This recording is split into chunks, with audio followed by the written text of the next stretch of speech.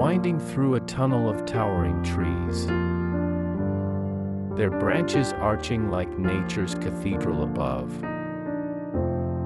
I'm reminded that the journey itself is the destination. Sunlight dances through the canopy, painting the asphalt in flickering gold,